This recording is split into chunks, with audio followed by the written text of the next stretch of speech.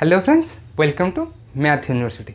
तो फ्रेंड्स, आज का टॉपिक थोड़ा सा डिफरेंट है, जो थंबनेल से आपको पता चल चुका होगा, राइट।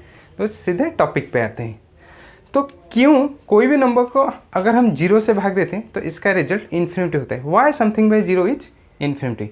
तो चलिए इसके पीछे का लॉजिक को हम समझते हैं, ठीक है। तो इन्फिनिटी को समझने से पहले चलिए हम इसको समझ लेते हैं। इसके बेस में हम इन्फिनिटी को भी समझ जाएंगे, राइट। देखिए 12/4 कितना होता है 3, 12/6 कितना होता है 2 एंड 12/12 इक्वल टू 1। ये तो आपको पता होगा, लेकिन आप इधर क्या ऑब्जर्व कर रहे हैं, इसमें क्या आप ऑब्जर्व कर रहे हैं। देखिए ये क्या होता है न्यूमिनेटर एंड ये डिनोमिनेटर।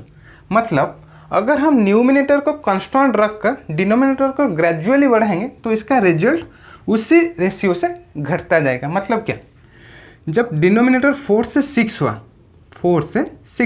तब इसका वैल्यू क्या हो गया 3 से 2 हो गया। मतलब ये बढ़ा तो उसी रेशियो से इसका वैल्यू भी घट गया। 6 से जब 12 हुआ तो 2 से 1 हो गया। मतलब क्या, जैसे जैसे ये बढ़ रहा है उसी रेशियो से इसका वैल्यू भी घट रही है, राइट। और इसका एग्जैक्ट इधर भी हो रही है।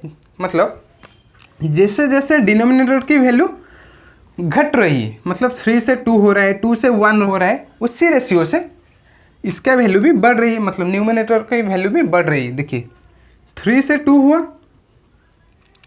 इसका वैल्यू 4 से 6 हो गया।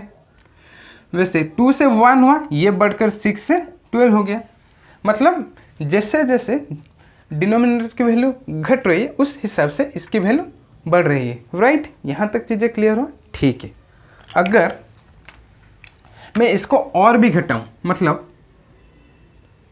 12/0.5 कर दूँ तो इसका वैल्यू क्या होगा 24 होगा। इसको और भी घटाएंगे तो 12/0.25 कर देंगे तो 48 होगा। इस तरह इसको घटाते रहेंगे, 0.125 कर देंगे तो कितना होगा 96। तो इस तरह अगर इसको घटाते रहेंगे तो इसका वैल्यू भी उसी प्रोपोर्शन में बढ़ता रहेगा। यहाँ तक समझ में आ गया, ठीक है।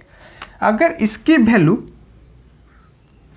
इस तरह घटते घटते घटते घटते जब जीरो के पास पहुँचेगा तो इसका वैल्यू इतना छोटा हो चुका होगा जिसको हम कैलकुलेट नहीं कर सकते। मतलब क्या, इसका वैल्यू क्या होगा 0.000000 कुछ भी हो सकता है। मतलब इस तरह होगा 0.00000, इस तरह कुछ भी हो सकता है, राइट। तो जब इसका वैल्यू इतना छोटा हो जाएगा तो ये जो न्यूमिनेटर है इसी प्रोपोर्शन में इसका वैल्यू इतना बढ़ जाएगा जिसको हम इमेजिन नहीं कर सकते। तो इसीलिए साइंटिस्ट ने इसका नाम इन्फिनिटी रख लिया, जिसका अल्टीमेट मीनिंग अनडिफाइंड होता है, राइट। तो यहाँ तक आपको समझ में आ गया क्यों कोई नंबर को जीरो से भाग देते हैं तो इसका रिजल्ट इन्फिनिटी होता है, ठीक है।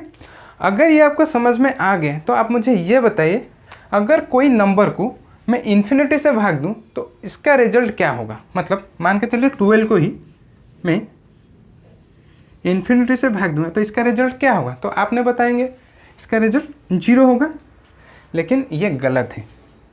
0 नहीं होता है। कोई भी नंबर को अगर हम इन्फिनिटी से भाग देते हैं इसका रिजल्ट 0 नहीं होता है। तो आप बताएं कैसे नहीं होता है। अगर हम कोई भी नंबर को 0 से भाग देते हैं इन्फिनिटी होता है, तो अल्टीमेटली इन्फिनिटी से भागते हैं 0 भी होना चाहिए ना। तो देखिए अगर आपको मैं बोलूँ 12/4 कितना होता है तो आपने बताएंगे 3 होगा। इसका मतलब क्या, 12 को 4 पार्ट में हम डिस्ट्रीब्यूट किए हैं, 3 + 3 + 3 + 3, इस तरह हम 4 पार्ट में 12 को डिस्ट्रीब्यूट किए हैं। सेम उसी तरीके से अगर हम 12 को इन्फिनिटी से डिवाइड करेंगे तो इन्फिनिटी तो बहुत ही बड़ा नंबर होता है, तो वो 12 को इतने बार डिस्ट्रीब्यूट करेगा, मतलब इतने बार ब्रेक करेगा, जो नंबर आएगा वो बहुत ही छोटा नंबर होगा और वो 0 नहीं होगा, लेकिन नियरली इक्वल टू 0 होगा। इसका मतलब अगर हम कोई भी नंबर को इन्फिनिटी से भाग देंगे तो वो 0 नहीं होता है, नियरली इक्वल टू 0 होता है, जिसको हम 0 बोलते हैं, राइट। तो यहाँ तक भी आपको समझ में आ गया क्यों कोई भी नंबर को इन्फिनिटी से भाग देते हैं तो इसका वैल्यू नियरली इक्वल टू 0 होता है। तो अगर ये आपको समझ में आ गया तो आप मुझे कमेंट बॉक्स में कमेंट करके ये बताएंगे 0 का इन्वेंशन किस मैथमेटिशियन ने किए थे और इन व्हिच सेंचुरी, कौन से सेंचुरी में किए थे। ठीक है, सो आई होप फ्रेंड्स आज की क्लास से आपको कुछ सीखने को मिला होगा। तो आज के लिए इतना ही, मिलेंगे नेक्स्ट क्लास, तब तक के लिए good bye and thank you so much for watching this video.